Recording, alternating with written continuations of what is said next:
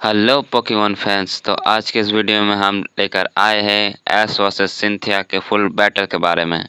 उसके बारे में पूरा डिस्कशन होगा आज के इस वीडियो में। और मैंने बहुत दिन के और बाद एक ये वीडियो इम्पोर्टेंट बनाया बात है कि क्योंकि पोकेमॉन मैं से अपने एक बड़ा पर्सनल काम अपडेट में हमारे बिजी सामने था आया है कि उसके बारे में मैं अभी नहीं बताऊंगा, उसके बारे में मैं लास्ट में बताऊंगा। इसलिए वीडियो को लास्ट तक जरूर देखना अगर तुम्हें उस बात को जानना है तो। तुम लोग जानते हो कि पोकेमॉन मतलब होता है ऐश और पिकाचू। बिना ऐश और पिकाचू के पोकेमॉन हो ही नहीं सकता। लेकिन आज वो दिन आ गया है जब पोकेमॉन में ऐश और पिकाचू के बिना भी पोकेमॉन होता है। इसका सबसे बड़ा कारण है कि डे बाय डे पोकेमॉन के फैन फॉलोअर्स घटते जा रहे हैं। अगर तुम चाहते हो कि ऐश केचम और पिकाचू पोकेमॉन एनिमे में वापस से कमबैक करे तो एक सब्सक्राइब जरूर कर दो। तभी मुझे पता चला कि आज भी पोकेमॉन को लोग इतना ही पसंद करते हैं जो पहले किया करते थे। चलिए अब बात करते हैं ऐश वर्सेस सिंथिया के फुल बैटल के बारे में। ये वर्ल्ड कोरोनेशन सीरीज का सेमीफाइनल मैच है। 6 वर्सेस 6 पोकेमॉन बैटल दिखाया जाएगा जिसमें ऐश केचम सबसे पहले चुनता है ड्रैगोनाइट को। ड्रैगोनाइट इस टीम का सबसे कमज़ोर पोकेमॉन है ऐश का, तुम्हें पता होगा। और सिंथिया चुनती है स्पिरिटूम को। सिंथिया का स्पिरिटूम बहुत ज़्यादा पावरफुल घोस्ट टाइप पोकेमॉन है। उसके बाद ऐश ड्रैगोनाइट को बोलता है कि तुम ड्रैको मीटियोर यूज़ करो, लेकिन उससे पहले ही स्पिरिटूम यूज़ कर देता है सर्कल पंच, जिससे ड्रैगोनाइट गिर जाता है नीचे। फिर ड्रैगोनाइट ऊपर से यूज़ करता है ड्रैको मीटियोर, लेकिन वो भी ज़्यादा पावरफुल नहीं हो पाता है स्पिरिटूम के सामने। अब स्पिरिटूम सम्मोहन यूज़ करके ड्रैगोनाइट को सुला देता है और उसके बाद ट्री मीटर यूज़ करके ड्रैगोनाइट की सारी एनर्जी सोख लेता है। बस इतना ही में ड्रैगोनाइट हार जाता है। तभी तो कहते हैं कि ड्रैगोनाइट ऐश केचम का सबसे वीकेस्ट पोकेमॉन है इस टीम का। अब ऐश केचम उतारता है अपने गेंगार को और उधर सिंथिया अपने पोकेमॉन को स्विच करती है और उतारती है अपने रोजरेड को। रोजरेड और गेंगार यूज़ करते हैं बुलेट सीड और शैडो बॉल का। उन लोगों का जो अटैक है वो एक दूसरे पे लग जाता है, कैंसल नहीं होता है। उसके बाद रोजरेड यूज़ करता है लीफ स्टॉर्म का और गेंगार यूज़ करता है विलोविस्क का, जो कि एक फायर टाइप अटैक। रोजरेड को विलोविस्क से ज़्यादा मार लगती है, इसलिए वो सिंथिया अपने पोकेमॉन को स्विच कर लेता। और अब सिंथिया फिर से उतारती है अपने स्पिरिटूम को। वो दोनों अपना अपना एक ही अटैक करते हैं, सर्कल पंच और डेजलिंग ग्रीम, जिसके बाद गेंगार हार जाता है।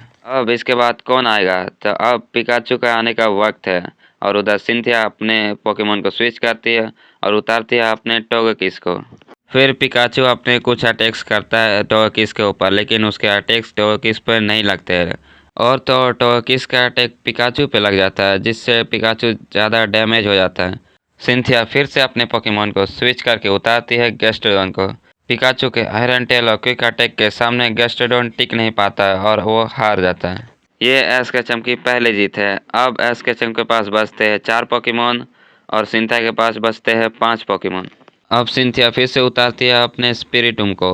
पिकाचू भी अपने अटैक्स करता है और स्पिरिटूम भी अपने अटैक्स करने में लग जाता है। वो मैच बहुत ज़्यादा इंटेंस हो जाता है, लेकिन जाते जाते स्पिरिटूम यूज़ कर देता है डेस्टिनी बॉन्ड का, जिसके चलते पिकाचू हार जाता है। इसके बाद ऐश केचम उतारता है अपने ड्रैकोविस को। ड्रैकोविस देखने में लगता नहीं कि पावरफुल है, लेकिन वो है। ड्रैकोविस का कोई भी अटैक गार्चोप पे नहीं लगता है, लेकिन गार्चोप का ड्रैगन क्लो और स्टेल्थ रॉक ड्रैकोविस पे लग जाता है, लेकिन ड्रैकोविस अभी भी खड़ा रहता है। मैंने तो पहले ही कहा था कि ड्रैकोविस पावरफुल है। उसके बाद सिंथिया अपने पोकेमॉन को फिर से बदलती है और उतारती है रोज रेड को।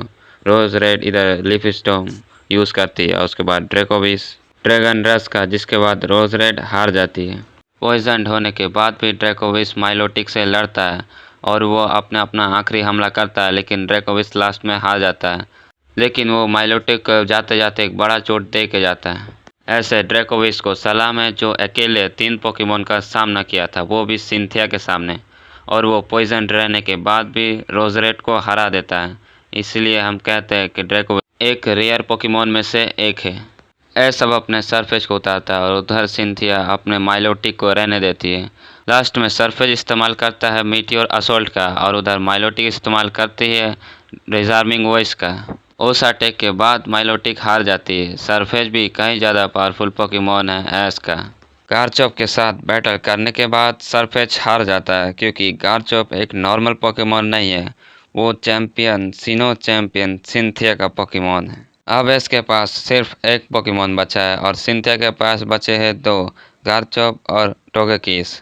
जिसके बाद सिंथिया अब उतारती है अपने टोगेकिस को।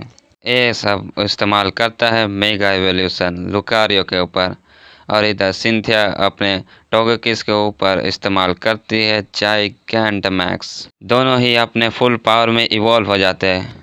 टोगेकिस मैक्स एयर स्टीम से हमला करती है और लुकारियो बुलेट पंच से उसका जवाब देता है, और बाद में लुकारियो जायंट ऑरा स्फीयर का इस्तेमाल करता है, जिसके चलते ग्रेनिंजा भी उसके कांटेक्ट में आ जाता है। और उसके बाद उसका जायंट ऑरा स्फीयर बहुत ज़्यादा पावरफुल। जायंट ऑरा स्फीयर सहने के बाद भी टोगेकिस नहीं हारती है। अब वो अपने जाइगैंटामैक्स फॉर्म में नहीं, अपने नॉर्मल फॉर्म में हो जाती है। लुकारियो के बुलेट पंच के साथ अब वो लास्ट में हार ही जाती है। इतना ज़्यादा पावरफुल होती है टोगेकिस, मानना पड़ेगा। असली बैटल तो अब स्टार्ट होता है। अब आता है लुकारियो के सामने गार्चोप। सिंथिया के पार्टनर गार्चोप में बहुत ज़्यादा पावर है, लेकिन लुकारियो भी कम नहीं है। लुकारियो अब यूज़ करता है बुलेट पंच का, और उधर गार्चोप यूज़ करता है ड्रैगन क्लो का, जिसके बाद मैच बहुत ज़्यादा इंटेंस हो जाता है। और लास्ट में लुकारियो उसे एक फाइट मार के हरा देता है और यह मैच जीत जाता है। इसी के साथ अपना हीरो एस केचम बन जाता है फिर से चैंपियन। वो सिनो चैंपियन सिंथिया को हराने में सक्सेस हो जाता है।